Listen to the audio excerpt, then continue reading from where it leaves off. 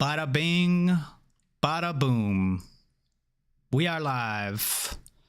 That is Cameos on the Air, my friends. Welcome, welcome. It is Monday. We are back on schedule. If you are looking for cameos, you are in the right place. My name is O'Shaughnessy. I am brought to you, as always, with my friend Samson, partner in crime, Samson with an HN. Tonight we are talking about a couple things. At the top of the hour, we have to hit on the SonyVerse. I think it's just due. I mean, nobody really wants to see Morbius, so we went ahead and saw it for you. Samson took the hit. Not we.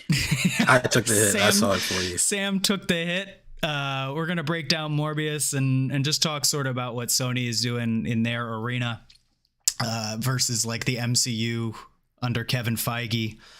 But, I think this properly kicked off, this SonyVerse, as we'll call it, this properly kicked off with Venom 1 and 2, sort of bringing in this new era of everybody trying to recreate the MCU magic. So just really quick as a recap, if anybody has not seen the Venom movies and don't plan on it, I don't blame you. They were not great. But the long and short of it is this guy comes into the picture, Eddie Brock. If you ever saw the old SpiderMan movies, it's now played by Tom Hardy. He's kind of a loser, but he's all over the map. He seems cool, but they keep referring to him as a loser. I'm not sure why. Some alien symbiote comes down. For some reason, they never explain why it crash lands to Earth. I think they were looking for other planets, but the fact that it crashed into Earth, whatever. The symbiote somehow gets over to America from like Malaysia, just like taking a plane and shit. It is the worst like exposition montage of all time. It's like 20 minutes of like stuff I just did not care about. Eddie Brock gets infected with Venom just like he does in those old movies, and the action is okay throughout it, but at the end of the day, Venom's like, hey, I want to live on this planet, and you seem like a cool dude. You're kind of a loser like me, I guess, again. And they have to fight another one of the symbiotes that crash landed onto the planet. Of course, they beat him, and that was the end of the first Venom movie. The second one is Woody Harrelson is Carnage, which is a weird pick. He's supposed to be like a serial killer, but he's just acting like Woody Harrelson. like he's just Woody Harrelson is going around killing people. Just imagine that, and you pretty much got a gist of the movie. He's in love with a mutant for some reason, Shriek, and he somehow gets in contact with Eddie Brock because Eddie Brock is a what's the word I'm looking for? A journalist. I'm not sure why he wanted Eddie Brock specifically. They never really dive into that, to my recollection, but he bites him because Woody Harrelson likes to bite people in this movie, and he bites him, and then he gets infected with the symbiote, and he turns into Carnage. It's a lot of people's favorite MCU villain. And they fight, and there's some stuff. It's the action in this movie, I will say, was much better than the first one, and it was a little better paced. But overall, at the end of the day, you could wrap both of those movies into like a 2-hour recap, and I think it would be more than enough. And yeah, that's the long and short of Venom. So that's your, in a nutshell, quick read. So Sam, you saw Morbius over the weekend. Why don't you tell us a little bit about what happens in that movie and why you loved it so much? All right. Give me the 2-second overview of what happens in the movie, because I don't actually know. I have no intention on seeing it. I don't know if I can do that without like spoil it. Tear it. No. I don't mind spoiling. It's just I can't do it without like the anger because it's so stupid. All right, then give us both. Give us the hot take and the breakdown. All right, so it starts off Michael Morbius. He has some blood condition. He's in like the Congo or somewhere random, like Colombia, just looking for vampiric bats. Then he cuts his own arm to like lure the bats for some reason. It's dumb. It doesn't make any sense.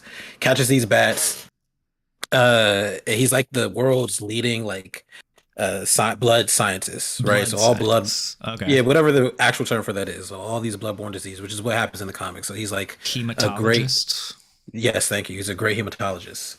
Um, to get his backstory, he grew up with a bunch of other kids that had like diseases similar to his, but they would all die. He called them all Milo because they just kept dying. Um, What? so yeah, he didn't bother to learn anyone's name. He just called them Milo because they would die. Right. So here's his new one. His name is Lucian. Real name, Oh. or they called him Milo. He even called himself Milo. Okay. The doctor at the clinic that he was at called him Milo. Everyone just called this kid Milo. Mm-hmm. Those two live. They grow up. Milo becomes like some like kingpin. Like apparently he went to law school and then he like is independently wealthy somehow. We don't know how. They don't ever explain how. Okay. He didn't finish law school. But he has mercenaries and he secretly funds Morbius's work. Morbius like turns out a Nobel Prize. He does all this stuff. Eventually they go do some illegal testing with his doctor friend Martine. That's how he injects himself with the bat DNA. Okay. Boom. Now he's Morbius. Yep. Now there's some weird Dracula effects every time he jumps or does something. Okay. He kills the mercenaries on the ship, and I don't know why there are mercenaries on the ship in the first place. You got to protect the ship. From what it just didn't make sense. I don't know, man. So Captain America's dropping out of the sky just attacking people. You got to put mercenaries on a No, ship. it doesn't make any sense. Then he kills them by accident. Martine lives. He calls like Coast Guard. Tyrese comes to investigate. Like, oh, there's some origami here. Apparently, like Morbius loved doing origami. Okay. So he would give his girl origami, whatever. Apparently, that was enough to lead them straight to Morbius. So they figure out like, oh yeah, you're a vampire. Is literally what happens. Like you're a vampire. They chase him around. He's like running through the city. Eventually, Milo like takes the serum. Somehow I like there's injects it actually a into person named himself. Milo now, whereas it was just like a His name name that is- they gave away, everyone. It's like they changed his name, or like he legally changed his name. I don't know. They just keep calling him Milo, even though his name is like Lucian. So then he somehow injects himself with the serum. I don't know how because you have to put it in your spine. So that's weird, but whatever. Is that played by the dude that did Doctor Who, or is that another guy? Isn't the Doctor Who actor in this movie the weird-looking white dude? That's got I'd like have to check. big He is a bomb weird-looking around. white dude, though. Yeah, I so think that's you're probably Doctor right. Who. I think that's the Doctor Who guy. So Dr. Milo, Doctor Who Milo is in there, running around acting like Venom, or sorry, acting like Morbius, because he wants them to be together forever. They're like apex predators. It's like real weird. He's running around the city, like learning his powers, like trying to. I need to cure myself. He has like the fake plasma that he uses to satiate the hunger, but he needs real blood. He's trying to get it right. Eventually, they have a big fight. You know how it goes. Martine, she kind of dies, but she doesn't die. She becomes like a pseudo vampire. And then they're like the doctor that like raised them. His name's Nikolai. He gets killed by Milo. Okay. So Milo kills everyone close to Morbius, and then tries to kill Morbius, even though he wants to like be together with him forever. It doesn't make sense. Okay. They have a huge fight in the middle of New York City. They fall through the ground, and then they're in like the subway or some cave fighting, and then there's a gang of vampiric bats there. So I don't understand because they had to go to Colombia earlier to get these same bats. Oh. But now these bats are here, and he like does a bat kamehameha to push Milo. I'm not even exaggerating. It's a bat I know kamehameha. you're not trying to, but you're making this movie sound pretty dope. I mean, It's a bat kamehameha sounds dope to you. yeah, that A sounds bat awesome. kamehameha wave. He literally goes like this. Then he stabs him with Morbius stabs Milo with like this serum to like coagulate your blood so he dies. And then movie's over. He's like running around trying to cure himself. And then for some reason Michael Keaton pops up in prison. Mm-hmm. And We're then talking about the stinger here, the Yes. post credit. Here we go. Yes. Here's what you're excited about. Yes, you see the after effects of the Spider-Man movie, and then Michael Keaton is in a prison cell. The news is like, yeah, this guy's here. We don't know who he is. So they're going to let him go. They let him go. Somehow he has his equipment. And then he just flies to go meet Morbius like, hey, I read a lot about you. I'm sure Spider-Man's the reason I'm here. So let's work together. I'm just sure. I don't have any It's recollection, but I'm just sure. Literally what he says. It doesn't make any sense. And Morbius is like, yeah, okay, sure. Even though Morbius is not like a criminal, this entire movie, he doesn't want to kill people. It's like he has a condition. Yeah. But now he wants to just work with this shady guy. It doesn't make any sense.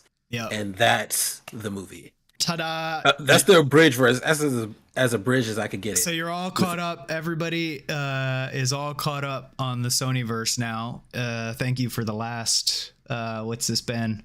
10 minutes. That took 10 minutes. We just saved you about 9 hours. Don't forget the Amazing Spider-Man movies are part of that verse. Right. We'll talk about that. Yeah. Well, at least one of them is. So okay, we're definitely being way too critical here, but I think the point that Sam and I are definitely trying to get across are these movies are a mess. I think that's a adequate way to just sum up all of that. There is some substance, at least in the Venom movies. I wouldn't be surprised if there's no substance in the Morbius movie. From what I heard, that movie is an absolute train wreck. It's got like 16% critical reception on Rotten Tomatoes or something like that. Like Venom has the first Venom has 30 critical and then like 70 or something user, and then the Carnage movie had about 50 critical and then like 80 user. Right, last time I checked, I think Morbius was at like 16 critical and like 70 or 80 user, but whatever it is, it's bad. Yeah, you can't trust the user ratings on these kind of movies. It's hard to trust any kind of ratings, but I think if you just go online and listen to anything, our podcast, for example, it's just not a good picture right now. And they're very much trying to do the same thing that DC is doing. They're trying to just build a universe around a couple of characters, around some IPs that they own, but they haven't captured the Marvel magic like Kevin Feige did. One thing that Sam and I were just talking about was the budget for these movies, and something I did think that was interesting that might be playing a part in this. I don't know that it's all budgetarily related, why these movies are like tanking so hard, or like maybe not tanking because they're clearly making at least a little bit enough money to continue on the trend. They're clearly not making as much as your Avengers or your Captain Americas, your Iron Mans, but they're doubling their profits. So budget of, I think, $100 million for the first two Venoms, thereabouts. And what were you saying Morbius was? Like 75 to 85, and they made 143. So, and I know the Venom movies made a return as well. And I think at the end of the day, I mean, abridged version of the rest of this hate cast is Sony's just more concerned about the quick quarter over quarter, like, hey, we're gonna turn some stuff out, we're gonna double our profits, bada bing bada boom. Who gives a shit if it doesn't canonically make sense? They're not concerned with the details like Kevin Feige is. They're not trying to leave this like lasting legacy. They're just like, we have some IPs to our name and they're gonna make us money, and we're just gonna cash in on this like superhero hype happening right now. Because like if you see what Marvel's doing with their movies, I could not find a movie that Marvel's made since their whatever it's been like 26 movie run that was under $200 million in budget. Even the first Iron Man movie, which came out way back when, was like $200 million. And then you got the Avengers movies coming in normally around $3 million. Like each of the last Avengers movies, Infinity War and Endgame, were like over $300 million a piece to make. Now, granted, those movies are making like billions of dollars, but I think Sony's producers and executives are probably just like, we're not going to give you $200 million. You're not going to be able to recreate that stuff that they did. So here's your budget, turn it around. And if it doesn't work out, we'll go sell some more PlayStations. I don't know. It doesn't matter. Like, but I think that's their own fault that, you know, they can't invest that much money into these films. They kind of just, the quality of what they're putting out isn't. And to me, what's frustrating is that they're clearly not investing in like the right places. So I don't know about Morbius, but the special effects in Venom weren't bad. I think that's where 99% of that $1 million went, was just in special effects. And then No, I think Morbius kind of the same. Like they spent a lot on the effects, mm-hmm, but you look at it like you don't need this effect here, mm-hmm, right? It's kind of weird. They should have spent that money on the writer mm-hmm. because now that you have this film, this entity, What an interesting character, it right? doesn't make sense. Morbius Yeah, is an but awesome idea. Morbius is actually an interesting character, mm-hmm. but you take this thing and like, if you know the whole saying, if it ain't broke, don't fix it. Mm-hmm. But you start throwing random things in there, like so Martine, the character Martine, is actually his wife, right, in the comics, and her and the doctor that raised him, they work with him to like develop a serum so that he can control his urges, right? And then that Milo character doesn't exist. It's like some random thing they just threw in there because you need a villain. Mm-hmm. You got to fight somebody in here. You don't have to do that, right? You could have made an entire movie where he is struggling with this thing that he did to himself. At some point, he turns people into vampires. Like that happens in the comics. Mm-hmm. You can write a whole movie on that where he has to fight through that, and then it branches off into the rest of the universe, where you bring Spider-Man in there and all those storylines. But they just never do that because there's no thought. Like you said, they don't have a Kevin Feige to think these things through and like, yeah, all right, these are the directions we're going to go, and let's get writers to put these things in place, mm-hmm. and directors to put these things in place so it makes sense and it makes money. Yeah, I think you could do like the King Kong story, where like your protagonist is the monster. You got to have like a bastard in there, like just like maybe like a mean cop that's like, I'm gonna kill Morbius no matter what. But right, you don't need to have you could do that. You don't need a villain per se. Exactly. Yeah, I just don't. That kind of stuff hasn't been done, and Sony's not going to be the one to like move that pendulum in that direction. Where you don't have a big bad guy. Yeah, has there been has there been a superhero movie in recent memory that you don't have like somebody that the protagonist has to fight? I can't think of one. No, there's always someone you have to fight, but it doesn't have to be like the mirror opposite of you, right? Right. Plus, that's true. These aren't superheroes at the end of the day. Like Morbius, like he's not a hero, but he does work with Shield. He does other things because he's not like evil. He just has a condition. Right. But like, look at Joker, right? Joker didn't have some like Caped Crusader come and fight him. It's just him struggling through things. This is the film. Joker was a great example. Yeah, Joker's a good example. Or Birds of Prey. It's another good example. And it's a shame I had to jump from the SonyVerse to find these good examples. But like those are examples of like, you don't need a big bad that like mirrors you to do this. It's true. That's true. Birds of Prey and Joker, I think, were good examples of that. Especially since they're both villain films. Mm-hmm. And even when Suicide Squad did it, they had a big bad, but it made sense what they were doing versus this Starro, this huge star creature. There's a reason they're fighting this. They weren't actually there to fight it. They were there to do something else. Here's this creature. The movie's really not about the conflict thing. It was about their inner conflict and the story that was underneath. Yeah, I would agree. I think that's why that movie succeeded in a ways that they're just like in the way that these Sony ones suck. Carlito said in the chat, Watchmen. That's another good example. In the same way, there's not like a big bad. There's all this conflict going on in the film, and it's another. But that's another film where they pull from the comic, change a couple of things, but it's like a really well done like interpretation. I think Sony is just like they have this idea of what a superhero movie is, and it's hero, villain.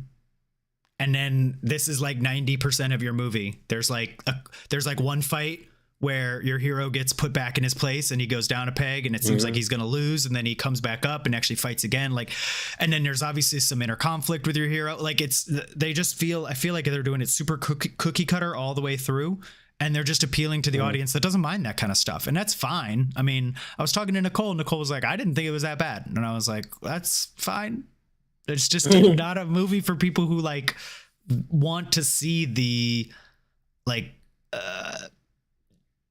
like when you dissect a movie and you're like, all right, what is actually happening in this movie? In the first like 15 minutes of Venom, they just like heavy-handedly laid out this exposition of what was happening, like super fast paced, like, and it was just sloppy. It just felt like really crappily done, but it was just because they had to tell a ton of story in such a short period of time. And I was like, this could have been, if this had been like a James Gunn or a Kevin Feige or a Jon Favreau, or one of the Russo brothers when they were still making good Marvel movies, like this would have been done so much more cleverly and like played out. It's like when you saw Captain America for the first time, they didn't just like info dump you on like who the character was. Like you learn about who he is through the course of the movie. Whereas with Venom, I feel like at the end of it, I learned a ton about what the movie was trying to set up for the movie. I didn't learn anything about Eddie Brock. I didn't learn anything about Venom except that he was an alien.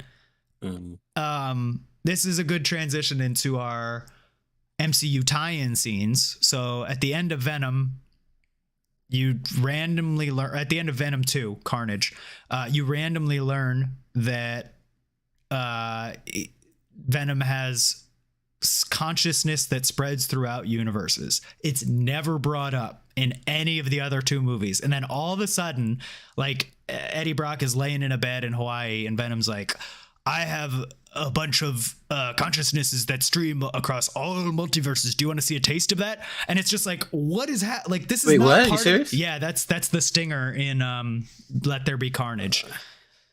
He's like, hey, do you want to see what happens in my other realities? And Eddie Brock's like, what? And that's, as the audience, that's what I'm thinking. I'm like, what are you talking about? Like, this has never been brought up. Like, you're an alien symbiote. I get it. Like, you combine with their DNA and you make them all like spiky and impervious to bullets and shit. But all of a sudden you're telling me that you have a shared consciousness across all universes. I get that's part of the canon. That is canonically correct. But like to it just is? like, yeah. Venom has a across the multiverse. Mm-hmm. Yes. That is canonically correct for what that's worth. Venom is a shared consciousness across like all of his little particles. And there's like some... I know that, yes. But I thought it was like within one universe, not like it's throughout the multiverse. The multiverse, yeah. That's so anyway, crazy. They used that and just like shoehorned it into the end to basically just piggyback off of what I believe to be Doctor Strange. But I have a question for you, because you said at the end of Morbius that you could see Doctor Strange's magic. Was it all purpley and stuff like it was in No Way Home? Yeah, I assume it's the end of No Way Home, because you see like Michael Keaton's Vulture appear after you see the blue sky, you saw at the end like of Nowhere. The same, or sorry, not blue, but like it's like the same purple and stuff, and the same. Not kind of quite effect. the same, but I saw what they were getting at. They didn't have Marvel budget to, What do you want us to CG the sky? That's not something we can do. That's too much.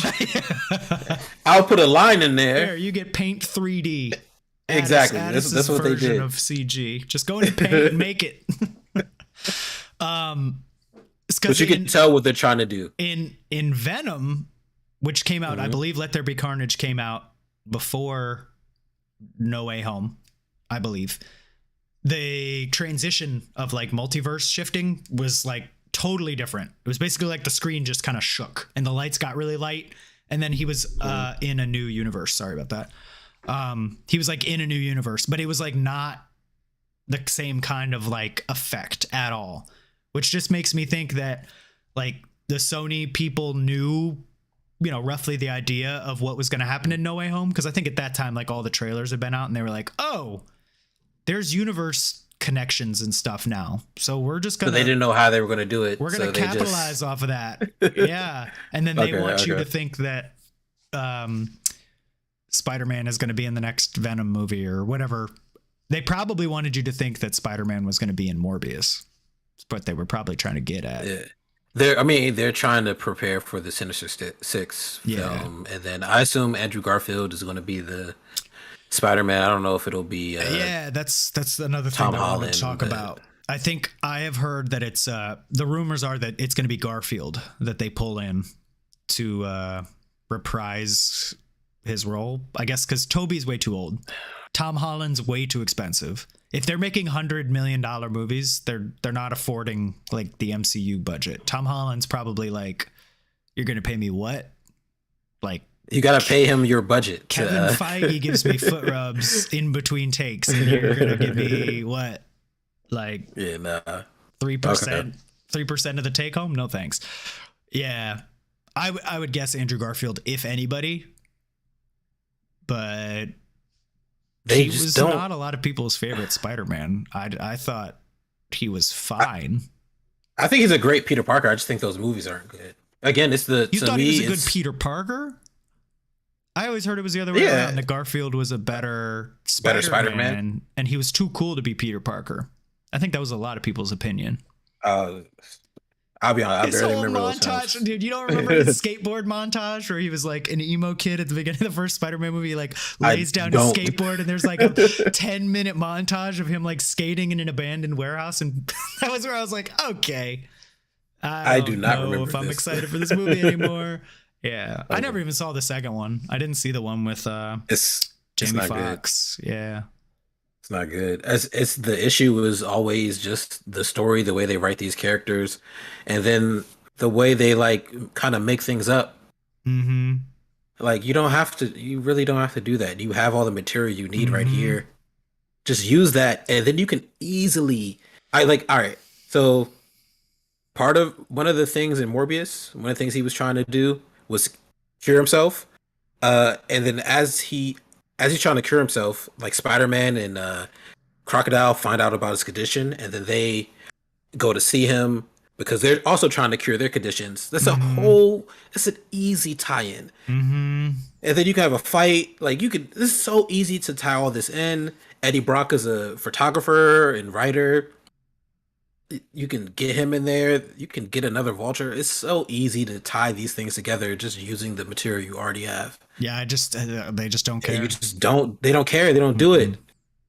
But whereas Kevin Feige and Marvel, doesn't matter how much they spend. It doesn't matter. Like you get your big fight.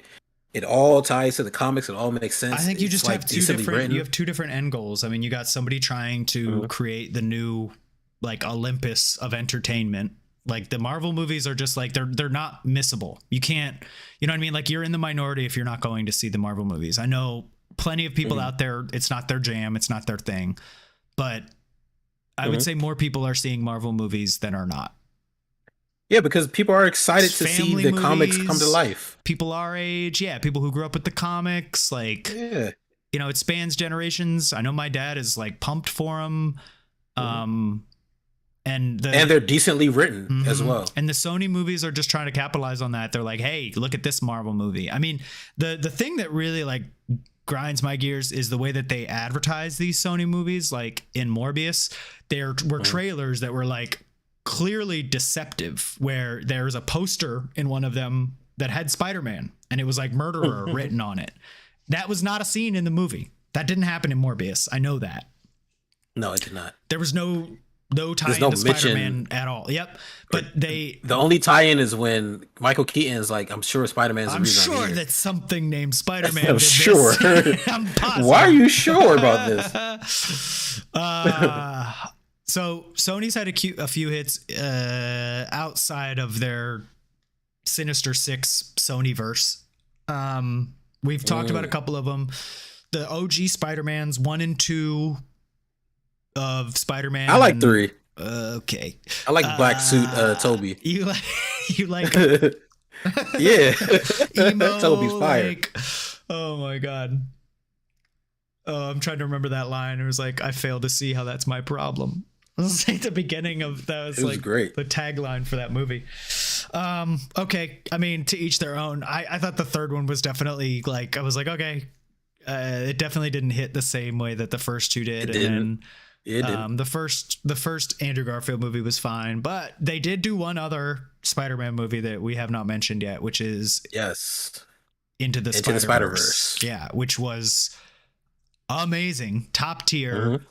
So can't wait for the second one. Yeah, they are doing a sequel to that. Thank God. I'm really, really, really, really happy that made a profit, because that's the kind of thing that I guarantee you somebody had to go into the producer's office and be like, beg, like hands and knees, let me do this. Because it on paper, with a budget of I think like $94 million or something like that. That was not a cheap movie to make. I know that it made money, but it did not make a ton of money.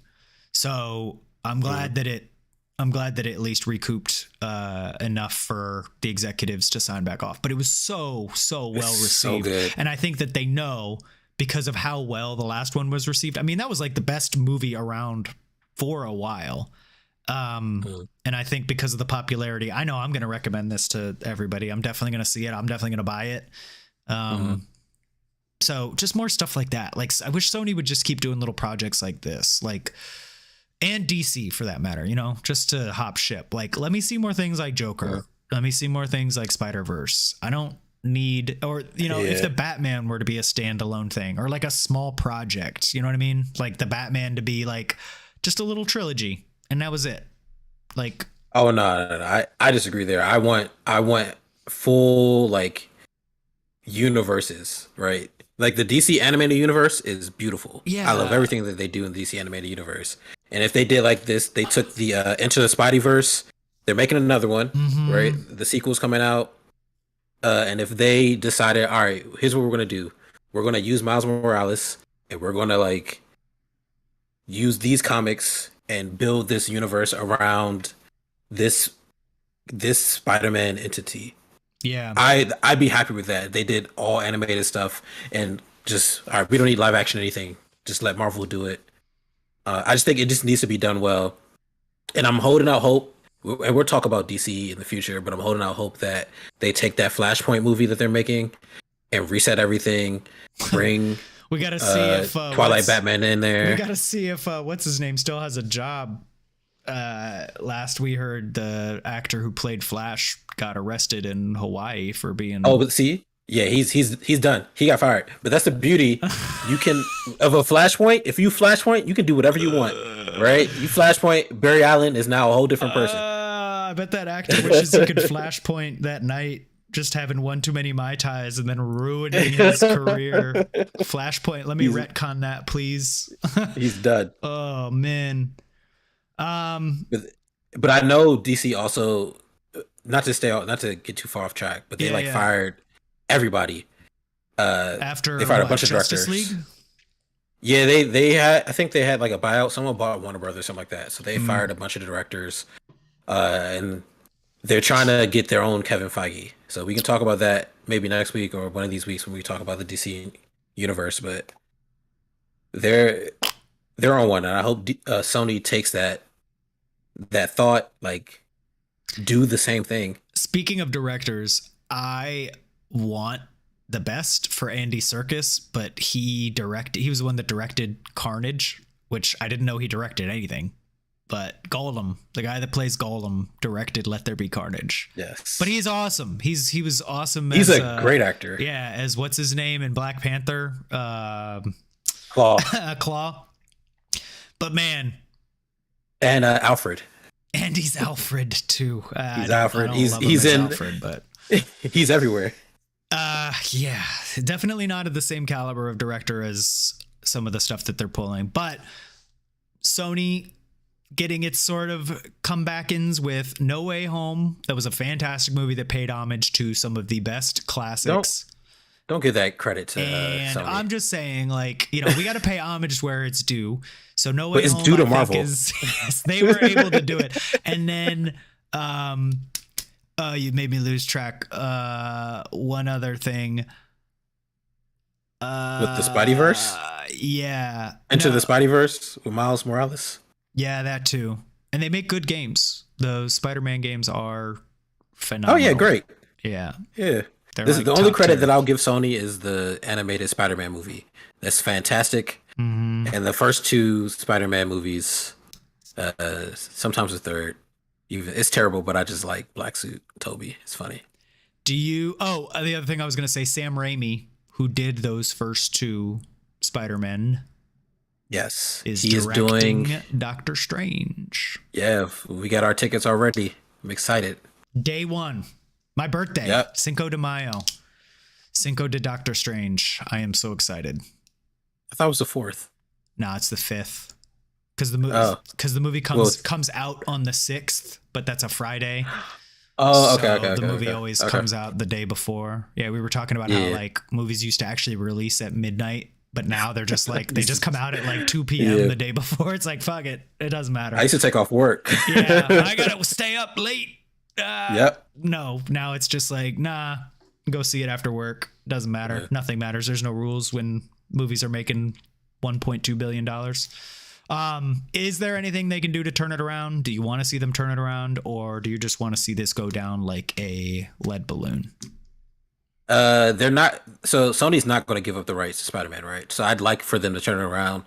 Spider-Man's not my favorite character, but I do like those stories. And I do like when Marvel works with Sony to tie that in. So I would like for the other characters in that Spider-Man world to be done well, and I think they can just get them Kevin Feige to tie together these movies, come up with a plan of attack, stop making up random characters for your films and random storylines. Just Bringing in ugly Doctor Who. Stop it. yeah, like for no reason. The fact that you don't know how mad I was when he was like, "Hey, my name's Lucian. Now you're Milo." Like, what? And then for 17 years, they just called him Milo. Most disrespectful thing I've ever seen in my life. But whatever. I just want them to just get it together, or follow the animated Spider-Man and use that universe. The Miles Morales' story is like fresh. You could do stuff before Marvel does it. So if you had a choice, would you prefer if they like in a perfect world, if they could do one or the other well, but only one? Would you prefer they do the animated stuff or the live action stuff? Oh man, I think animated, just because the animated stuff. I feel like I have has all already I been need good in the live action from the Marvel stuff. Like that's living up to the realities and expectations that I want it to. Yeah, so just keep making deals with Marvel and stick to the animated stuff if we have to choose. Yeah. Yeah. You know what would be awesome? I think in my perfect world is that Sony acquired some like top tier animation studios and kept doing what they're doing with the Spider-Verse, but just kept doing these one-off stories for everything. Guardians, Avengers, X-Men. Like, give me all the animated, like, side story stuff that you can't really explore in these live action movies, and then let Disney do all the live action stuff and just give them the helm. That'd be a cool partnership. Oh, so you want a new deal with Sony from Disney? Yeah, I want Sony. They're not going to. Disney's not giving up anything. Their live action rights. So be like, we are never allowed to put a person in a Spider-Man suit or a bat suit or whatever the hell Morbius was supposed to be, a vampire suit. That is all Disney's jurisdiction. Sony can draw. They're allowed that they can color as long as they color in the lines and they make it entertaining. They can keep doing that. But only draw Spider-Man stuff. Because you said X-Men and all that. It'd be cool if they did. Let them run the gamut. Let the studio. Disney's not going to do that. Look, it's the best of both worlds. Disney doesn't have to hide. Disney has enough animation studios. I know they do. Yeah, just give it. Okay, well, I'm just trying to be nice. I'm trying to be nice to Sony, but yeah, at the end of the day, I just want Disney to handle it. Personally, I want Sony's thing to go down like on fire, crash into the Bermuda Triangle. I don't want to see it. I'm really glad you paid to see Morbius. I don't want to give that film any money. I don't want it to succeed. I don't want them to keep doing this. I just want it really upsets me that they're trying to like capitalize on the success of another one to just like people go into those Sony movies thinking like, oh, this is another Marvel movie. And then they walk out and they're like, yes, well, that was kind of not what I expected. Like it really made me mad. You remember the trailer for Morbius? They had Michael Keaton in it. Yeah. That scene is not even in the the scene in the trailer is not in the movie. Like, how dare you? I really wish that I just paid for Sonic and walked into Morbius. So nobody else was in there. I should have done that. Condone stealing here on cameos, but which is why I didn't do it. But next time, yeah. All right, I'm stealing. Let's wrap this one up. SonyVerse right now. What are you giving it out of 10? Venom 1 and 2 and Morbius. I think those are the only ones we can really call like they're trying to do something there. So what do you give that out of 10? Like a 3 because Jared Leto was really trying. I was Cult gonna Leader Leto Cult was really Leader trying. Leto. Man. Yeah, he was Yeah, just trying he to was adopt doing his more best. people. He Yeah, did his best. I think I agree with you. I'll give it maybe a 3.5 just because I actually thought Let There Be Carnage. Like I could, if they just go fully into that. Like if you're just not gonna care about the story or anything like that, like just go full into that. And I could see it being a little bit better. So yeah, I'll give it like a 3.5. But the first Venom, horrible. Most of the second Venom, pretty bad. And Morbius, I'll take your word for it. All right. That's all we got on this one. Thank you guys for tuning in. We are on to the next. I was about to say, we're switching, right? Yeah, we're switching. But I got to cut off the last podcast somewhere. So nice break. Clean cut. Okay. And we're here talking about Moon Knight. So a real movie. The real content. Show. Yeah, the real content we came here to talk about. So if anybody's just joining us right now, welcome into Cameos. I am O'Shaughnessy with my friend Samson here. We are doing that weekly play-by-play on Moon Knight, the hottest MCU, the only MCU thing around right now, but the hottest thing on TV, probably, at least that I'm watching. We got impressions. We're going to do a little breakdown, and then we're going to close it off with our favorite new debate segment, talking about our favorite scene or the most important scene from the episode. So just to catch everybody up, let's run through what happens in this episode here and tell the fans what we think. So we open with that Layla background scene, and Mama's trying to help her exploits. Obviously, we get a little bit of exposition for Layla for the first time, which was cool. Sort of like the first that we saw on her. Wait, you thought that was her mom? That was definitely her mom. I didn't think that was her mom. Yeah, they were talking about her dad, like her dad being dead. And but I didn't think that meant that was her mom. I thought that was just like a family friend. They were really affectionate if it was just a family friend. And the way that old lady was talking about dad was like, oh, he let you get away with too much. Like it very much sounded like a, to me that sounded like a godmom or like an aunt, like a very like she helped raise her. Interesting. I so feel like that's it's what her I thought. mom, but we should look into that. Yeah, because I had to go back and look at it again. I was like, I don't think this is her mom. I think it's just a woman that helped raise her and was around for all the illegal activities that her and her dad were doing. I mean, it would. She was in the mix. My original thought was like, wow, this lady is a terrible mother. So that would be okay. that would be a good point against that if it was like some woman who was like, you're not my kid. I don't know. You're being reckless. Do you think anything else about that scene? It made me wonder. Yeah. And part of these things like come up later in the episode, but looking at Layla and hearing like the stuff she was doing, I was like, oh, she's clearly a Tomb Raider. Oh my god! And her fighting, you were right. You were talking about her being able to kick ass in the last one, and I was like, I don't know, but yeah, she's totally like Tomb Raider, man. She's totally Tomb Raider. Also, them talking like it made me realize, her dad had the scarab at some point because they mentioned that the woman said something about her dad's prize scarab, so he had the scarab at some point. So I was like, all right, so how does that tie in? What could have happened to him for him to no longer have it, and he's dead? Yeah, and so, for Mark to have to go find it somewhere, it clearly. Yeah, because Mark stole it from Haru. Right. So I wonder what happened in there. For her dad to die and also lose it. How long ago did this happen? Good catch. But yeah, those are my thoughts on that scene, and then. Yeah, so what happens next? Yeah, Mr. Harrow arrives in the desert. They're super pumped they found the tomb. Yes, they're extra excited. He's super excited. He's so happy. Guys. It's like, yo, he's chill, so happy, man. Like grabbing this random white man. Like, hey, leave him alone, that was bro. The cop from the last one. Did you recognize him? No, yeah, I know. I recognize him. The two cops were there. Random white guy in Egypt. Like those are hard to come by.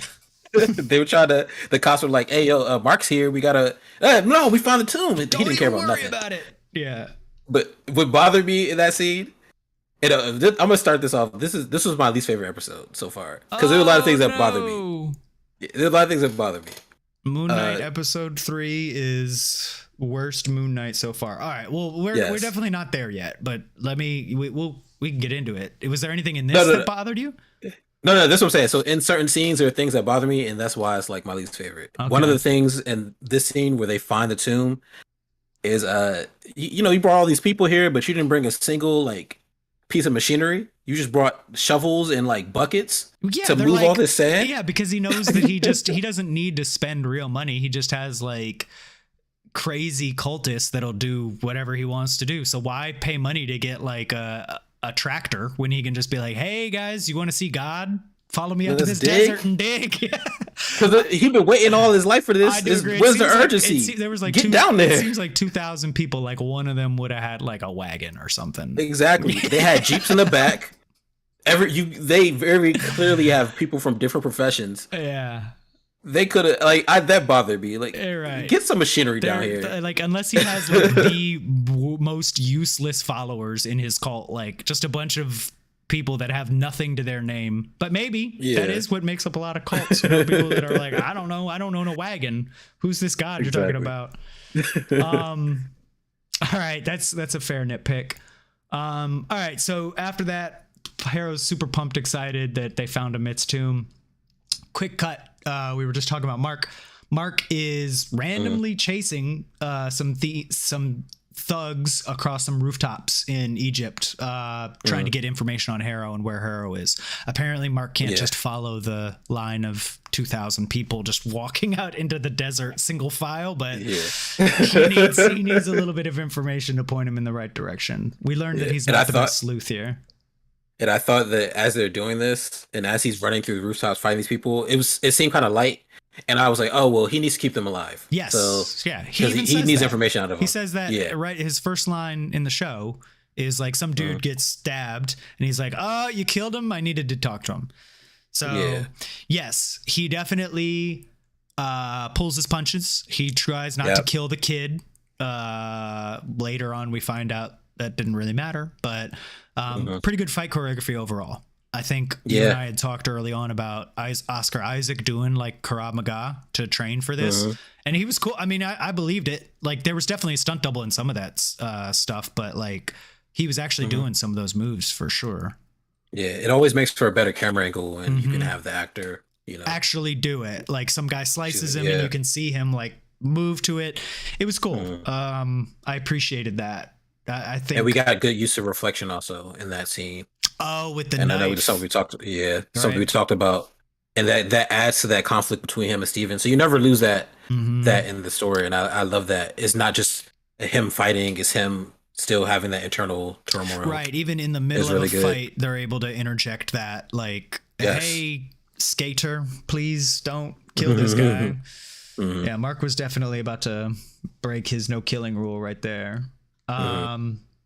All right, so like you said, Steven intervenes, but then Mark immediately passes out. Eyes roll up in his head. He switches personalities, then wakes up in a cab, and he sees the guys that he was just fighting. He's like, where am I? But then he sees the dudes that he just left, continues that chase scene through the street. My question is, where was that cab headed? Like, where was he? He just got in a cab and he was going to like leave? Like, I wonder if we're gonna find that out. Like, I'm sure Steven was trying to go to the airport, and I don't think it was Steven. No, that was Steven. So Steven took over. Yeah, I think so. He looked at the knife, boom, reflection. Steven's back in power, and then Steven's in the car headed to the airport. Cab, like, because Steven just let him go. Like, hey, all right, you guys are good. I'm just gonna leave. I assume that's exactly what happened. Okay. And he got in the cab to head home. Plus, could you take me to America, please? Yes, and he didn't speak Arabic, right? So the driver was confused when Mark started speaking Arabic to him. And he was like, wait, what? So that's why I think it was Steven. Catch that. Yeah. Steven would know the language. But there's no stakes for Steven. Steven's really getting on my nerves. He like the world's at stake. and you just want to head back to your flat. Well, he redeems himself a little bit later. He does. We'll get there. Mark continues chasing these dudes through the street, trying to be like, "Hey, we got to pick up where we left off." He unfortunately passes out again, gets knocked out by the dudes that he was chasing, and then wakes up and he had just killed one of them. And it's at this point that he's like, "What'd you do, Steven?" And Steven's like, "Bro, that wasn't me." And I think we can agree that that's definitely not something Steven would do. I don't think Steven's walking around killing people and lying about it. So yeah, what do we got? Is this personality number 3? Is this Konchu taking over the body? Like fully? Like no Mark, no Steven, just Konchu? So I don't think it's Konchu. I think it's another personality. And the reason I don't think it's Konchu is, later down in the episode, right? So I think there's like a third personality in there fighting for control that actually took over from the both of them. They don't realize, neither realizes it's there. I agree with you. I just wanted one thing that I had read online that maybe Konchu was the third personality and he was just fully taken over, but I think it makes more sense that there is this third persona. I also think that's going to be a good bombshell for like episode 4 or 5 or whatever. One thing that I did notice in this scene was the kid who, instead of, telling Mark what he wanted to know, he's like prays him it and he like cuts the tie off and then he falls off the cliff. And Konchu's like pretty ambivalent to the whole thing. He's like, I thought he was going to talk. Well, anyway, but like Konchu's whole thing is being like justice. Like that's literally his thing. And I think it's kind of weird. I'm wondering if we're going to get an explanation as to why he can be both of these things, where he seems to really care about maybe he's more interested in punishing those who do wrong than protecting people at all. He's just more interested in those who do wrong to receive their comeuppance.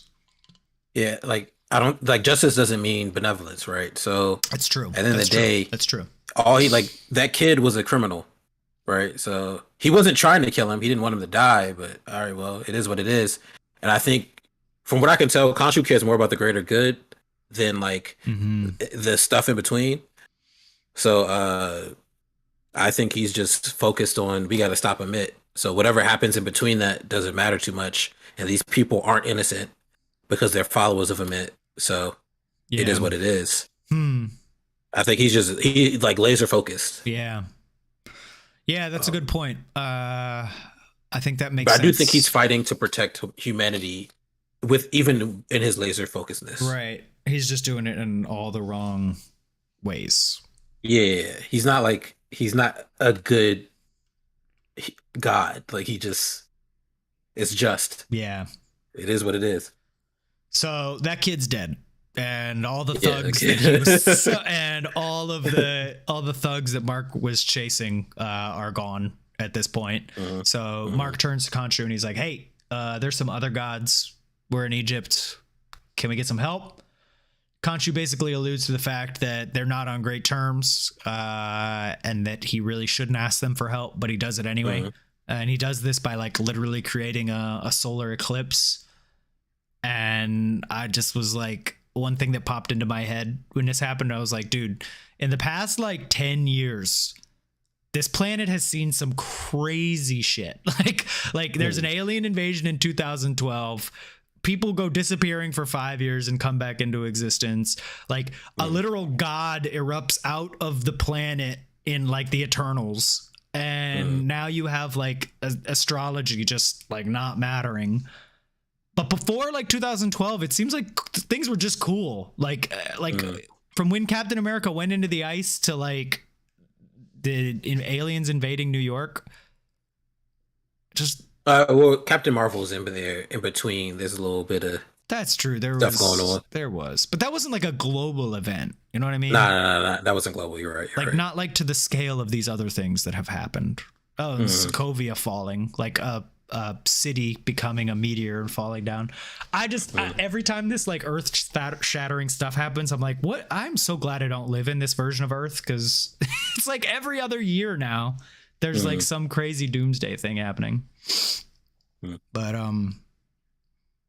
yeah, I think that scene, it made me wonder, like, what did Konchu do that you have to go through these lengths to contact the other gods? Like, probably from doing stuff like this. Like this, yeah, not but like why? His first instinct is like, I'll get their attention, and he like literally creates like a solar eclipse or a lunar eclipse, whatever it is.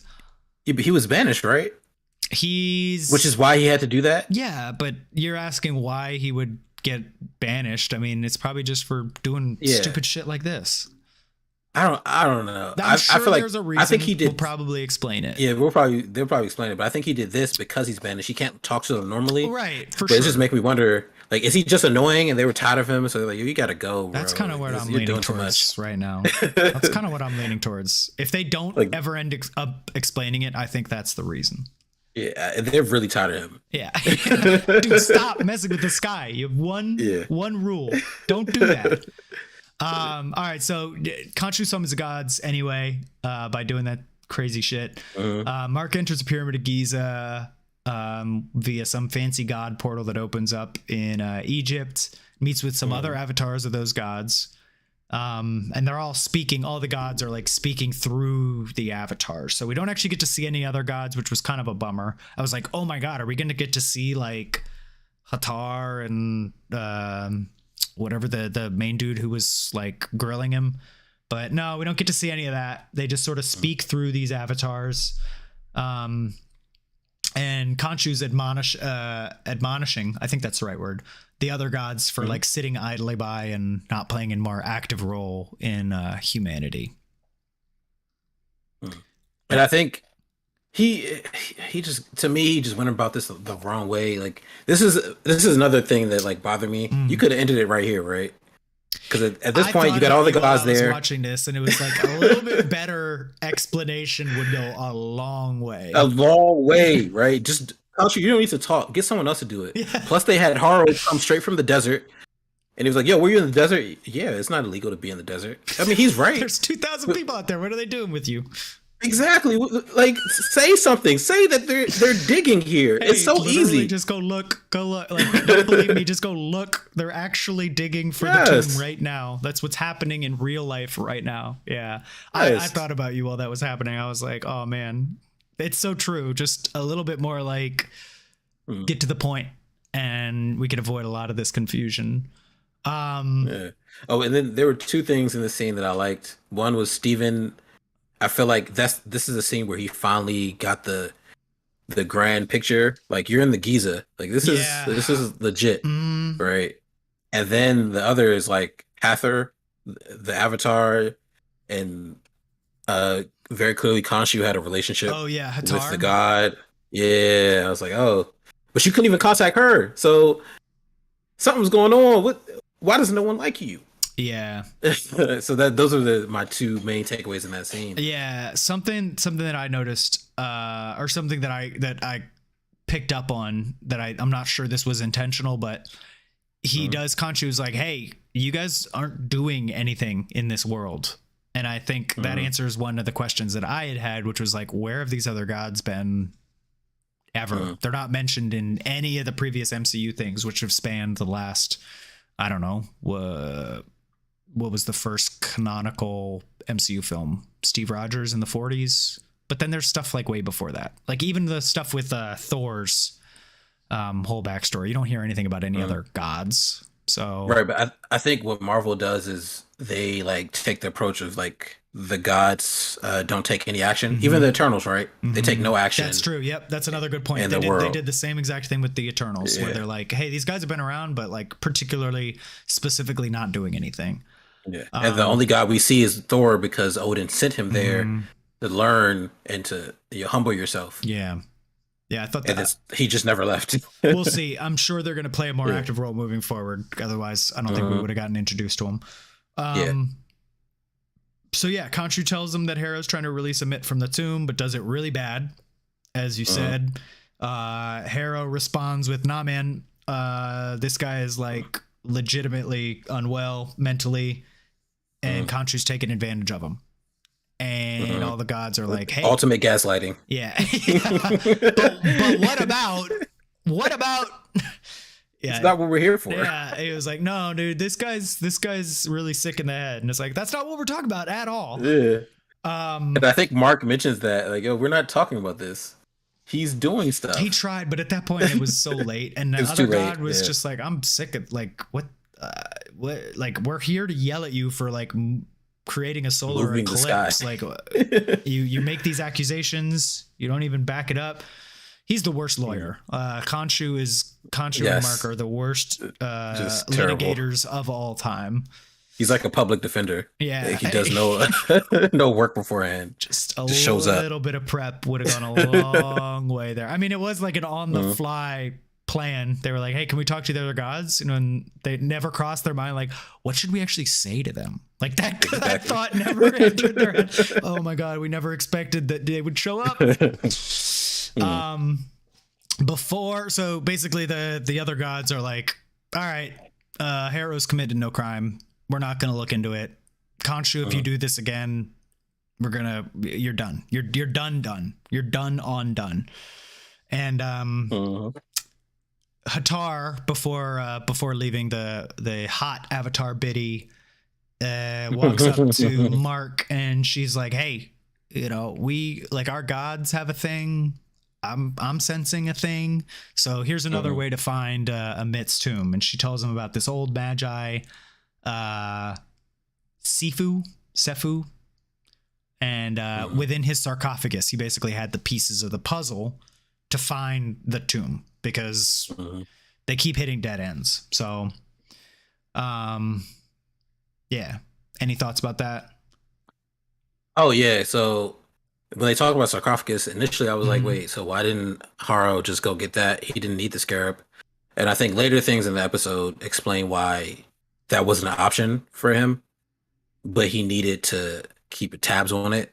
Right. Okay. But I think those are my thoughts. And I also thought like, yo, Mark clearly needs Layla's help, but this is for what happens later. Yeah. Because as soon as that scene ends, he, you know, Layla runs into Mark, so Mark gets that information, and then Mark's first instinct for some reason is to just walk around the street being like, hey, do you know about this sarcophagus? That's right. Like, he goes to talk to the juice man. The juice man is like, he just walks right up to some dude selling juice, and he's like, hey, do you know about this tomb? Do you know about this tomb? And the guy's like, the juice man's like, bro, you're talking about like some black magic, like black market. This is so illegal. Like they cut off people's hands in this country. Like get out of here. I don't want to have anything to do with what you're talking about. Layla bumps in and she's like, hey, come on, come with me. You're doing this bad. And she's not so bad at the espionage, undercover stuff. So, but she's also a native, so she can go places and do things that he can't do. So Mark really like needed her help. He's always needed her help. Like he always needs the Tomb Raider to really get these things done. Tomb Raider. And I think I'm calling her a Tomb Raider from now on. Yeah. But I think that's what we really get to see in this episode. Like he really needs her help. All right, give me 2 seconds. Nicole's blowing me up. 1 second. While he's talking to his person, I just want to say Morbius is terrible. I got to throw that in there. It just really bothers me, so I'm just throwing that back out there. All right. Yep. That's good. Just a plug. We're not even talking about that in this. Like this is going to be cut as a separate episode, but I think that they should definitely everybody know whether you're here for Moon Knight or Morbius. Garbage Morbius was bad. Yeah. All right.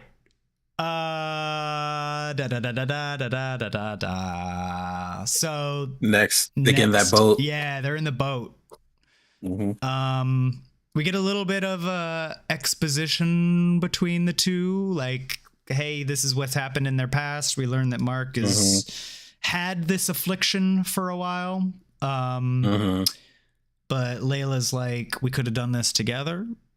Mhm. And Mark's like, that's not the way I do things. Seems like Mark had this multiple personality thing under his control until something happened. Layla asked what that was. Mark wouldn't say. Probably Mhm. has something to do with her dad and that whole Mhm. situation, maybe, or could be that thing that we saw from episode what was that, 2 in the desert, where he had like Mark had clearly like slaughtered some people. Mhm. Some kind of trigger, so he can't keep it under control anymore. Layla's like, all right, screw you, Mhm. like whatever. They're going to see her contact in Egypt, this guy named Mogart, who basically deals in like black market Egyptian antiquities. Yes. Mm-hmm. But I think, well, for that conversation, Mm-hmm. I think for me that kind of that's like the conversation I needed to kind of confirm in my mind that Mark is the main personality in this like storyline, uh, and that Steven is likely the form of control. Because if you look at Steven's job, is like he works at a gift shop, a gift Mm-hmm. stand, right, and then he lives in what is his mother's flat, right. Yeah. So I think that that's like a part-time thing that Mark had so that Steven would have a life to do, and then, boom, Mark has main control most of the time. And then especially since Mark made the deal with Konchu in the first place, I think he would have had to have been the main personality this entire time. So I think that's what I got from Hmm. that Okay. that whole That is true. We were exchange. talking about that last episode, whether it Yeah. was possible Mark wasn't the main one. I think I'm falling off of that a little bit based on their Hmm. interactions, because this is one of 2 where it's clear that Hmm. they had like a very big history. But Yeah.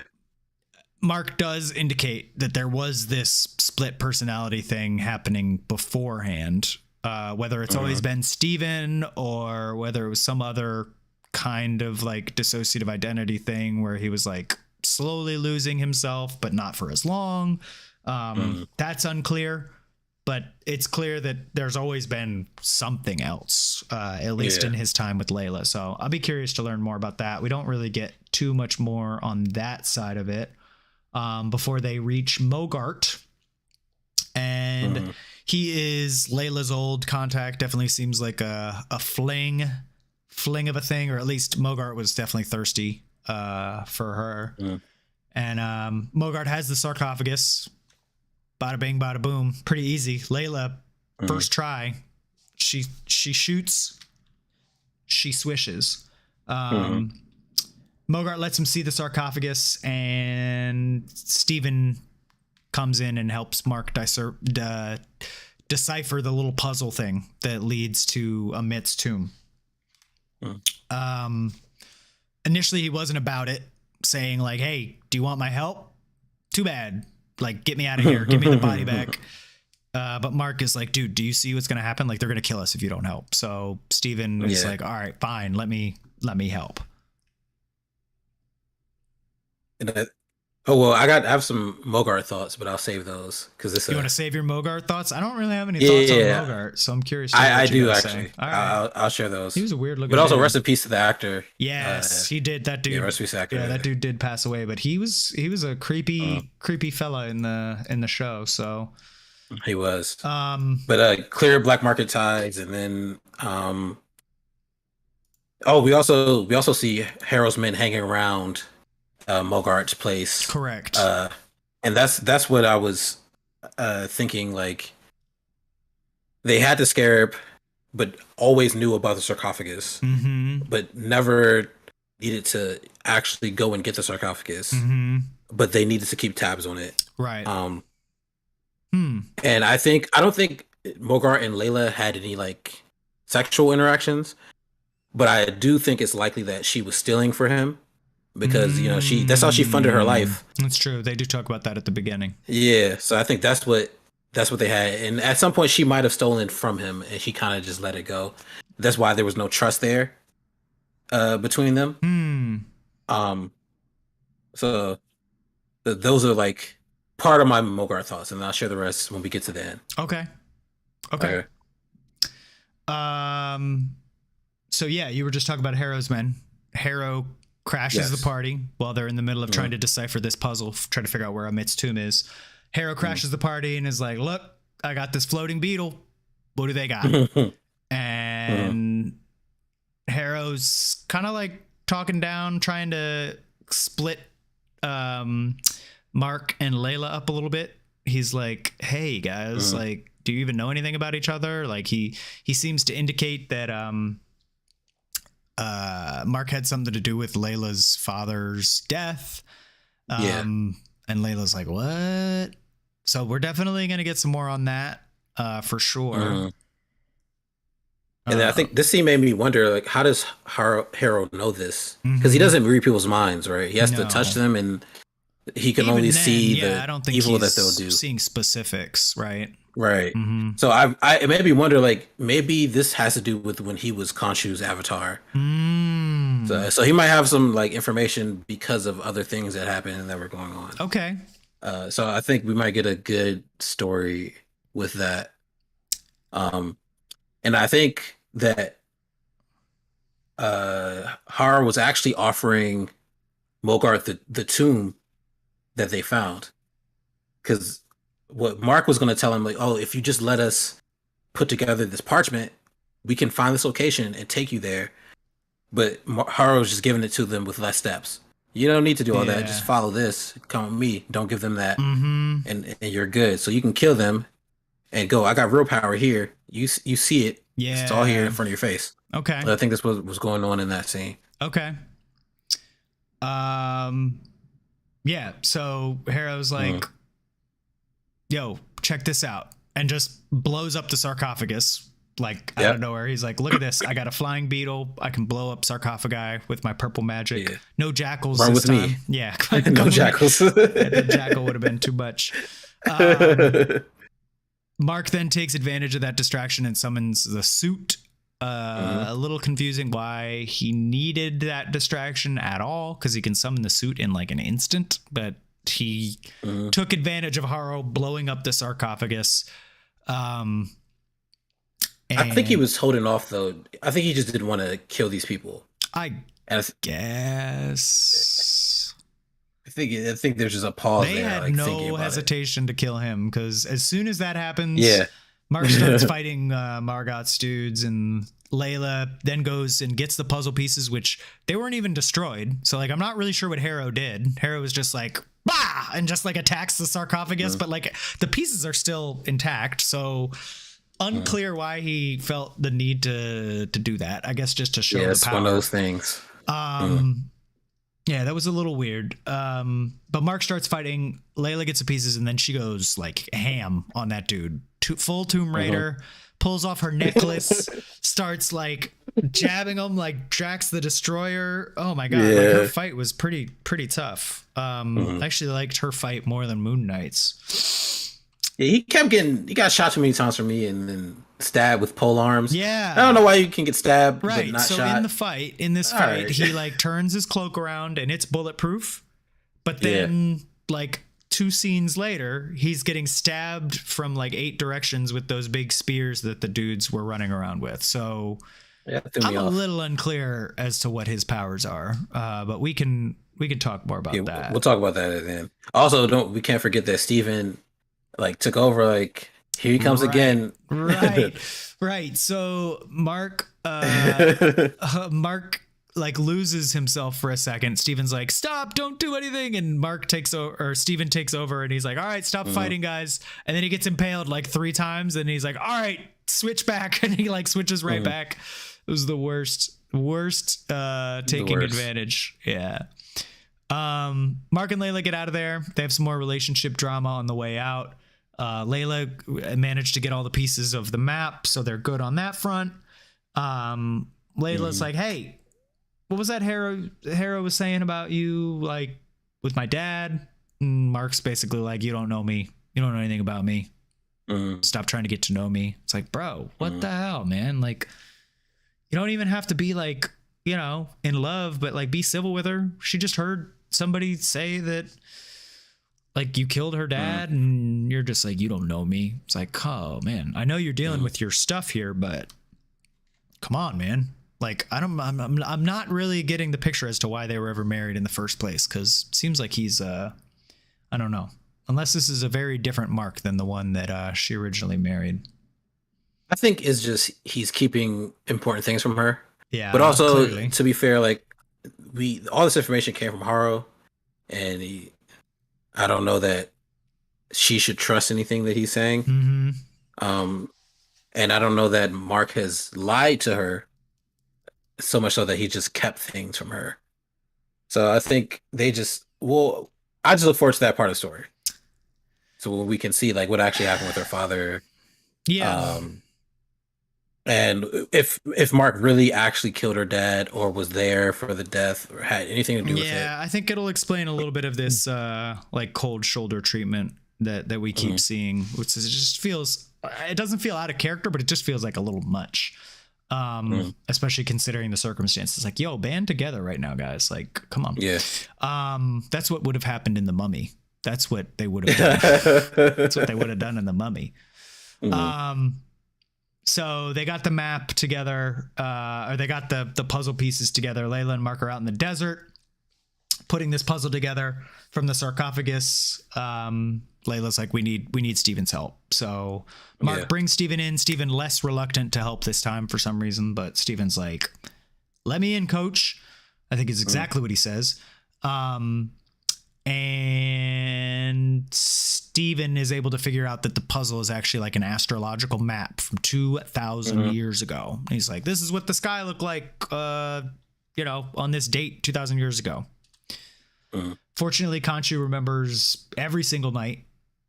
He does this astrological trick with Steven's help and puts the sky back to the way it was 2,000 years ago. Layla's able to use that to figure out the location of Amit's tomb. What did you think about all that whole sequence? So I think I've always been thinking, like, why doesn't Mark just work out a deal with Steven? And I think that leads to me, again, Mark has to be the main personality. He doesn't want to work out a deal with one of the sub personalities that he has.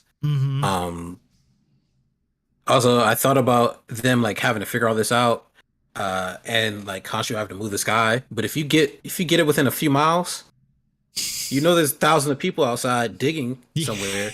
Just fly over the area. And at that point, that's so true. They keep forgetting about the 3,000, 2,000 people that were out there in the desert, like just digging. A big plot hole right there. They did not need to move all of the stars around. Yeah, that's a fair point. That is a fair point. Also, that scene where Konchu moves the sky, he knows what's going to happen as soon as he moves it. So to me, that shows like he's really selfless when it comes to protecting the world. But also, one thing he said to Steven was like, tell Mark to free me. So he has some type of like unimaginable faith in Mark. Yeah.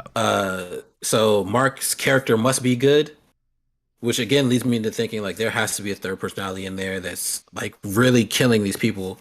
It doesn't seem like Mark actually wants to do these things. Right. It seems I like there's thought that was a more, good interaction. There's definitely some more history between like Konchu and Mark. Yes. And I think they allude to things. They allude to that with things like this, where on the surface it's like Mark is like, we can't trust Konchu. He's never gonna give the body back. But then you see things like this. And I think we'll get a little bit more of that in the next in the latter half of this season here, just learning a little bit more about their history and about why Haro is such a bad choice for Konchu and all of that.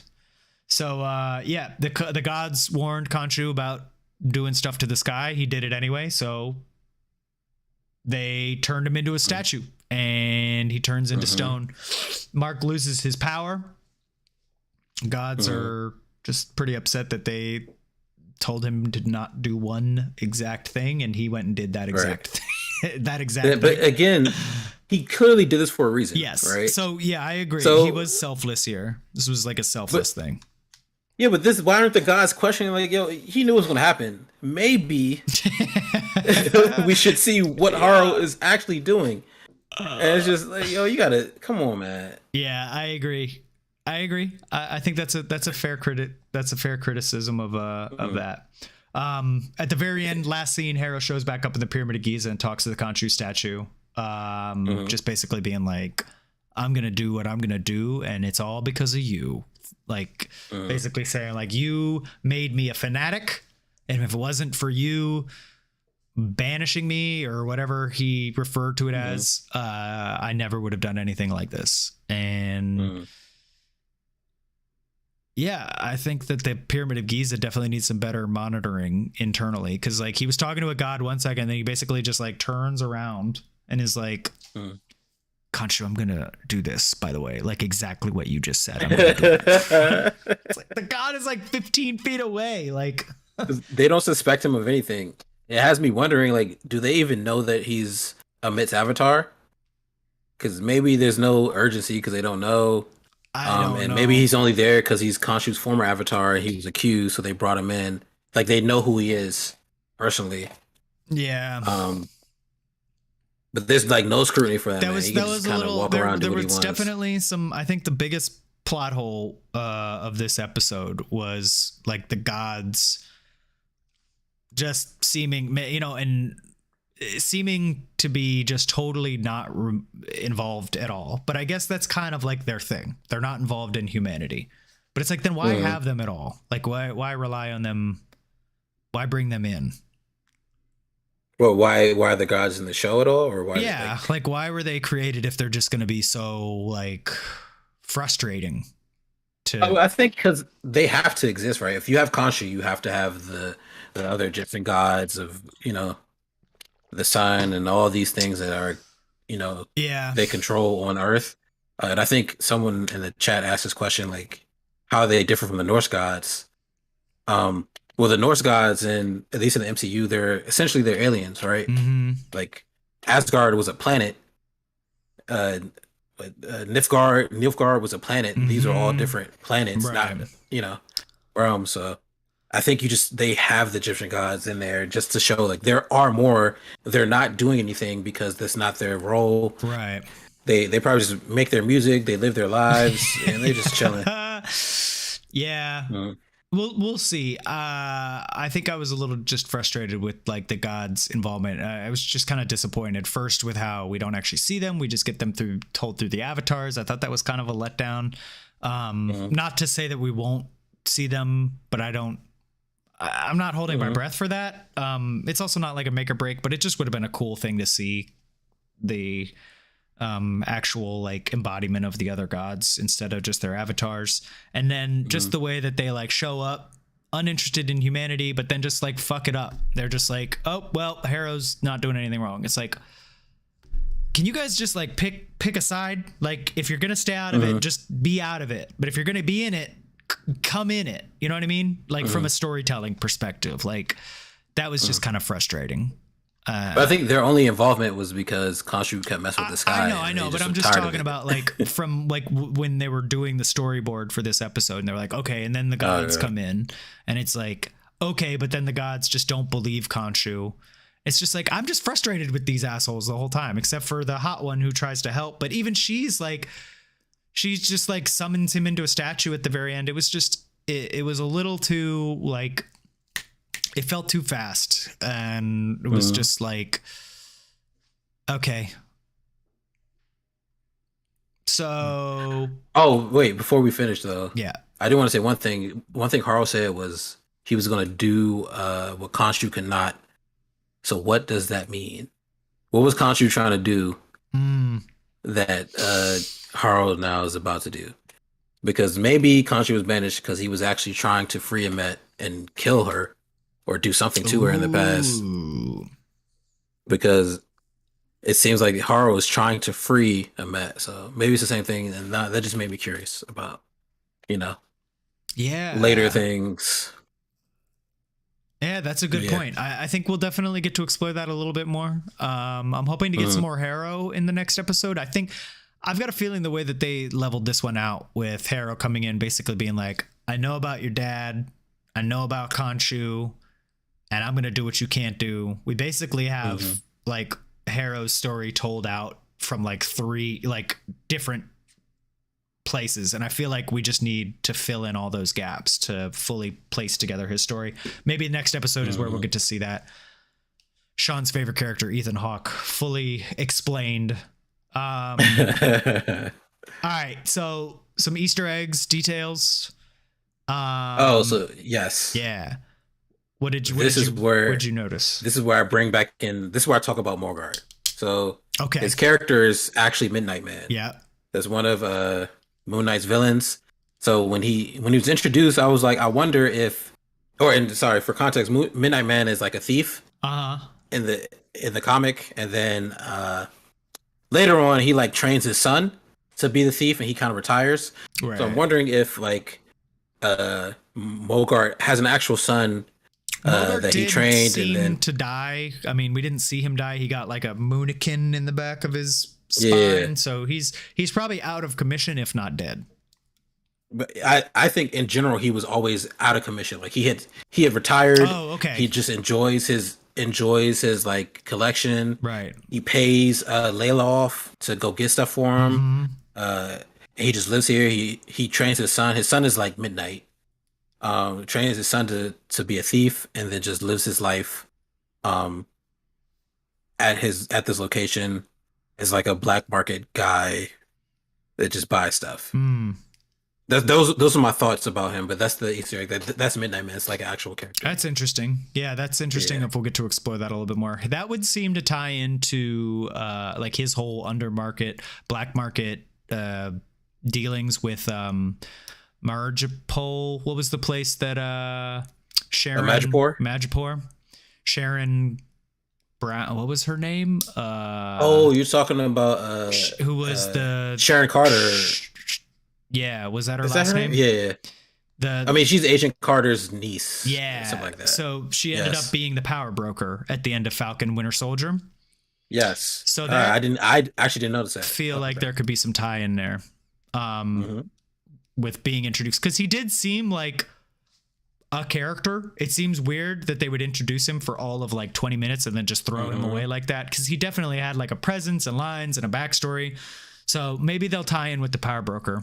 With his whole like undermarket dealings, it definitely seems like they would have run into each other. And Layla might know the power broker, doing what she does.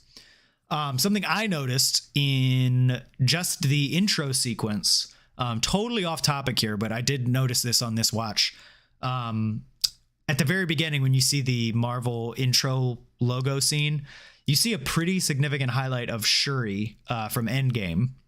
And I hadn't noticed that before. You see the Doctor Strange, they change it all the time, but like, there is a pretty big rumor that Shuri's going to take over as Black Panther. And I feel like we're just kind of getting further and further to that being like confirmed. It hasn't been confirmed, but this was just one more thing where I was like it's the scene from Endgame where all the chicks are walking next to each other and they like have like the power up movement, but it like specifically like slow pans on her. And I feel like they only highlight like the major players. You know what I mean? They don't highlight like, anyway, that was one thing I noticed. The other one was that Mark owns a lot of white clothes.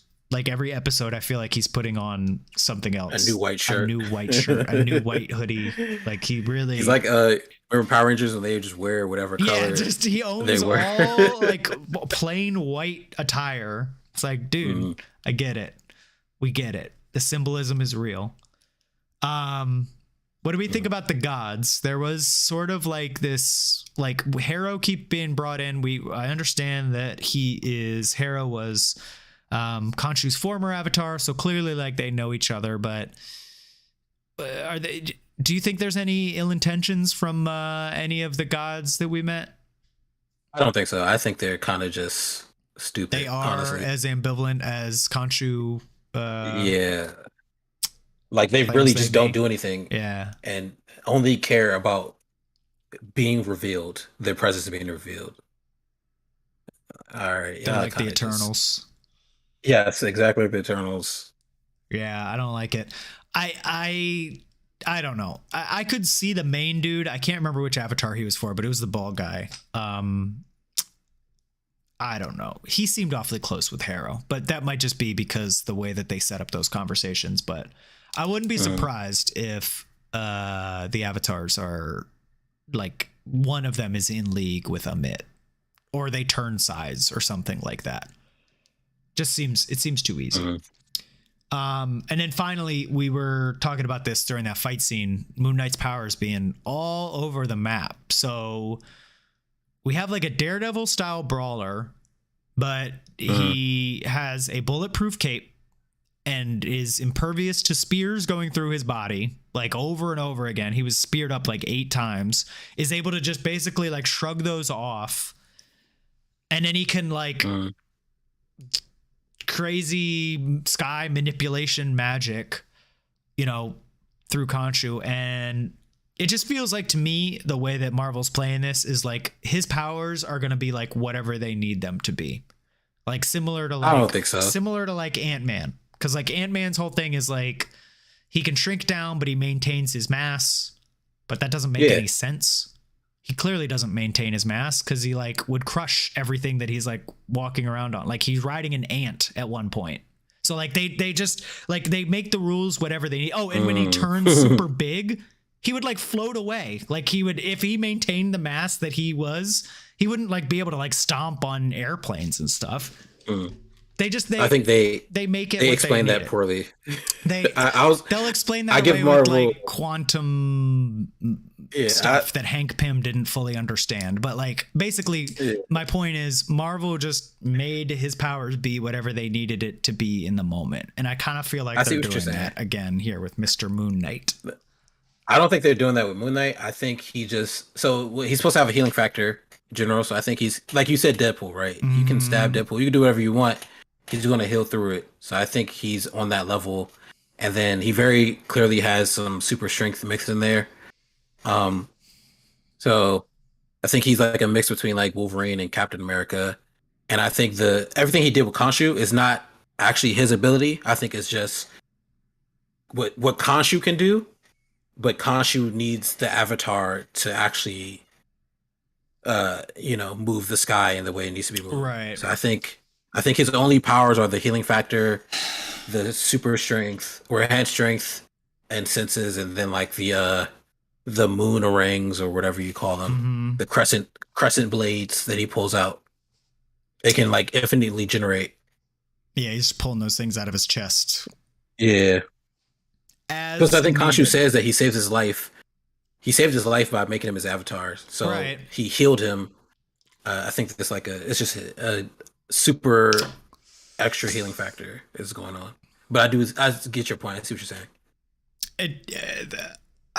I guess when he's doing the crazy next level astrological shit, that's like the god literally channeling through him. Yeah. I just feel like that's like a trump, like they could pull that out at any time.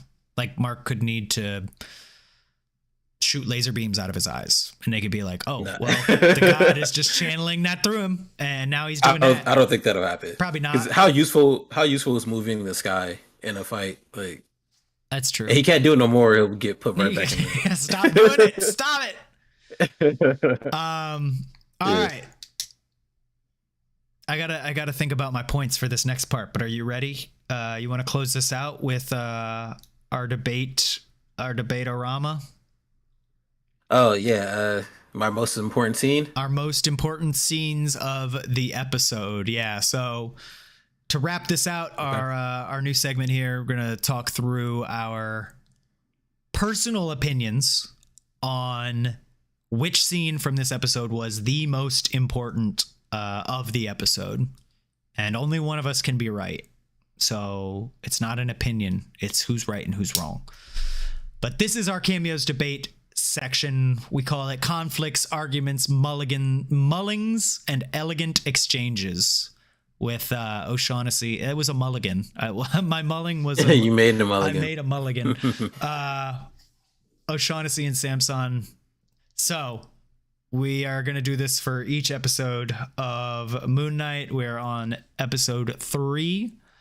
I think you took it away last time, but I'll start it off with 60 seconds. We're each going to claim our own case and decide, in our opinion, which is the most important scene of this episode. And we'll give the other 45 seconds. I think we're good at a good 45 seconds to retort. That's fine. And then we'll close it out. We'll let the audience decide who was right about the most important scene in Moon Knight episode 3. And I'm going to kick it off. Okay. Because you went last time. Okay. If that's cool with you. I can also flip a coin. Yeah. Nah, you go first because I went first last time. It's only fair. I know. I'm not giving myself time to mentally organize my notes, but we're gonna go. We should. I think we should talk about which of our scenes we think were most important before we do this. Because if we ever have the same one, that's gonna be a problem. If we're like, wait, that was my scene. No, I can tell by the way that we think about importance that we won't ever have the same scene. Well, plus, you're probably going to pick another Ethan Hawke scene. Mine is not an Arthur Harrow one this time. So, all right.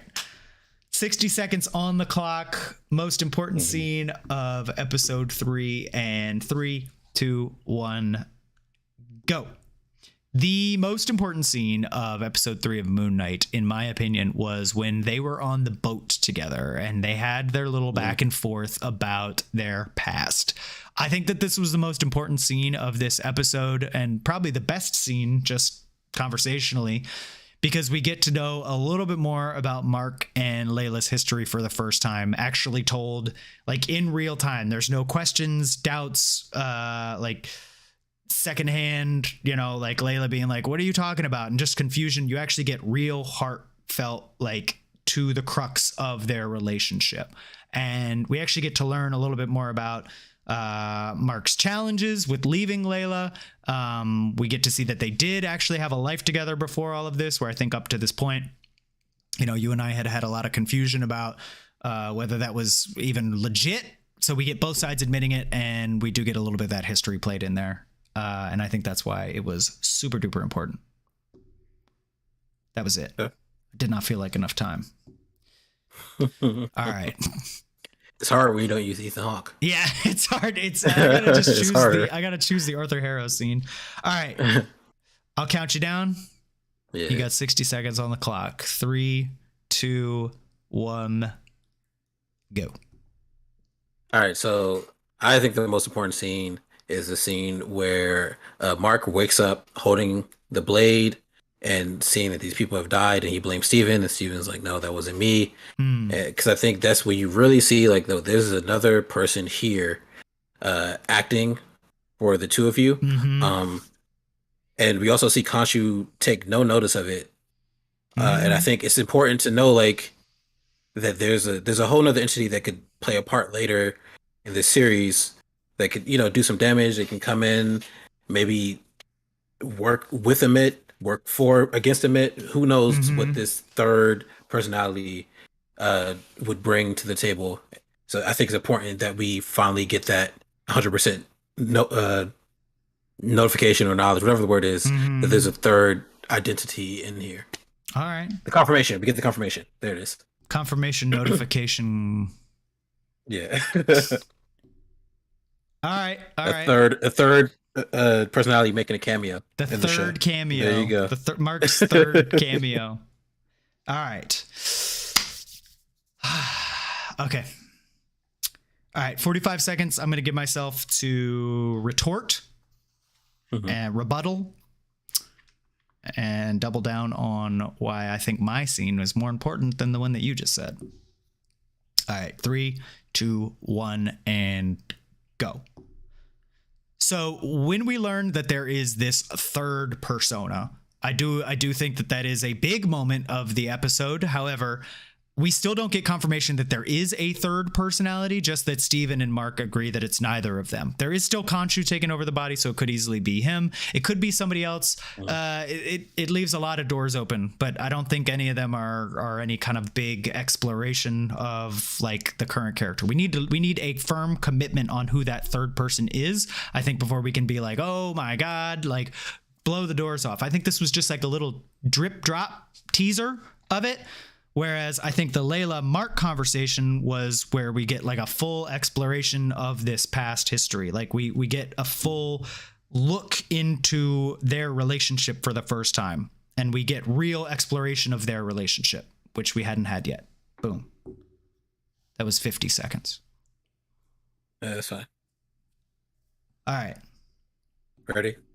3, 2, 1, go. So I'm pretty sure this is confirmation because when they have the Ennead, that's the only time that the gods actually speak through the avatars, and the avatar is very aware that their body has been taken control of. Because you can see Mark every time Konchu speaks, like react to it. He can feel it. This is why I'm pretty sure that that scene where he's on the roof is where we get the true confirmation that it's a third personality. And while them talking on the boat, it's cool, it's important. I think the true importance comes later when they talk about, you know, her father's murder, which will probably happen in another episode. And that's when we really get into their relationship and them getting a divorce. Her saying like, yeah, I could have helped you with this doesn't matter anymore to me because we're well past that. Like, he didn't tell you. So now we're at the point where it is what it is. We got to deal with what's going on now. And I don't need your help anymore. We're getting divorced. That's the cold, hard truth, folks. That's the cold, hard truth. All right. Well, let us know what you think. Leave it in the comments. If you're checking this on YouTube, you can definitely leave a comment there. Send me an email. Put it in Twitch. Put it in Discord. Text me. Call my house. Send snail mail. Good points made. I think it's a little hard to argue with your point about Konchu inhabiting the bodies like that. Yes. I forgot. I was literally saving that. I forgot. I was going to say it earlier, and I saved it. He jolted awake. Yes. I think that is pretty good evidence, but we still don't know what the third person is, if anything. What if they turn out next episode and they're like, no, it was Steven and he's just lying. Like, what if we turn out Steven's just like a pathological liar? Steven's not actually a museum curator. It's like the greatest plot twist of all time. He's the true villain. Yeah. He's a myth all along. But all right. We are going to close it out here. Oh, no, wait. We got one more thing. Oh, yeah. Okay. Yeah, let's... Since okay, all bonus, gods but Thor are dumb. Bonus. Yeah. Special snippet drop today on the new Thor movie. We're not going to do like a whole deep dive on it because I don't think either of us wrote notes. It literally just came out today, but like quick impressions. What do you think of the first look at Thor Love and Thunder? I'm excited because we talked about this when we talked about the SonyVerse.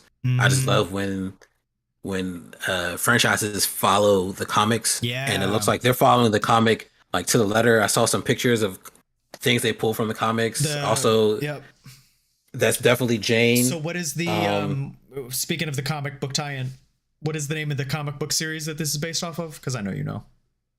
No, I actually forgot. Oh, it's Thor God of Thunder is the name of the series that this is based off of, and it takes place all around Gore the God Butcher. So I am excited to go read that and get like the full backstory on it. Gore the God Butcher going to be played by none other than Christian Bale, the man behind the mask. Yep. They're bringing Christian Bale into the MCU. Also, Russell Crowe is going to be Zeus. It's such a good cast. The cast is amazing. Like you said, they're going to do like pay homage to the comics. I'm so pumped. I think it looks awesome. This will be good. Oh, also, so someone said the Greek gods are owned by DC. I don't think you can own the rights to specific gods. It's like what is Pantheon? It's like fair use, right? The stories are too old, so no one person can own the rights to it, so everyone can use it. But to the trailer, I really love the fact that that's very clearly Jane Foster. That's what happened in the comics. She has like cancer or something, and she's worthy to wield the hammer, so she's given the hammer. It doesn't cure her, but it like makes her able to. She's got the power of Thor. So like, she has the power of Thor, and she like with cancer can do stuff. is way better off than like a human with cancer, for sure. Yes, and also when we see Mjolnir, we see that it's like pieced together. And if you remember, like Thor's sister destroyed the hammer, right? But she destroyed it on Earth, right. So the pieces were always there. Yep. So it makes sense. You don't have to like, well, how did she get it? Like the everything was on Earth, everything was there, and it looks really really good. Very excited, glad to see the Guardians of the Galaxy in there. Wonder where Gamora is. That's one thing I did think. I don't think we'll see Gamora in this one. I don't either, but she is definitely alive because past Gamora came and is now here, but probably not with Quill because she doesn't know him. Right. Yeah, she was in a deleted scene like from Endgame where there was a deleted scene where like all of the Avengers took a knee when Tony died. Which I'm glad that they removed, but then at the very end of that, you see Gamora like walk off, which means she didn't get snapped away when Tony snapped away all of Thanos' army. Yeah, right. She wasn't part of the army, so she got spared. I bet the Guardians are going to be at the first like 30, 45 minutes of the movie, and then they're going to go off and Thor is going to do his thing. They might not even be in there for that long. Because it looks like in just this quick teaser, they're very much just like, Thor says like deuces to the Guardians and he just wants to like live his life, which is obviously not going to happen, but I'm so excited for it. This just looks like a continuation from Ragnarok, which is one of my favorite MCU movies to date. Taika Waititi coming back to direct. Yeah, basically the adventures of Thor and oh my God, his name is escaping me. The rock guy. But Korg. Yeah, Korg. Yeah. But the trailer got me thinking about Batista's character, Drax. Because he said he's not doing anymore. Well, maybe from what I remember, maybe no more than he's already agreed to. So I think okay. Yep. So this one is probably gonna have very limited Guardians exposure, and then Guardians 3 is the last Guardians, which comes out I think next year. And then I think most of that cast is done. At least Batista definitely said he was done. I don't know if Chris Pratt has said if he's sticking around or not, but we'll see. Okay. Happy to have skinny Thor back, hot Thor with blue eyes for some reason. We got to see how both of his eyes were blue, so they're gonna have to explain. Yeah, I wonder how that happened. So I hope they explain that. They could play it away with like Rocket just being like, "What? You never changed the color?" and just like takes his eye out and switches and puts it back in. Like it could be anything. Oh man, I'm just so pumped. It's very easy to do. Yeah, such a good comparison. With like this new fun direction for Thor, sticking him with the Guardians. I'm only sad that we didn't get to see more of it, but I'm so excited for it. So go see the trailer if you haven't seen it. It's amazing. Yeah.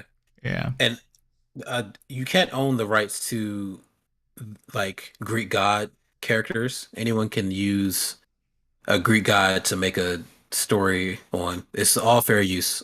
So anything mythology based, it's fair use. So DC can use it. They're Hercules comics. Like there's a whole Greek pantheon in the Marvel world in the same way that there is in DC. So both can do it. Cool. I don't know anything about it. I'll take your word for it. There's. Alrighty, folks. Thanks for tuning in. Thanks for sticking around. Until next time, it's been real. Sadate.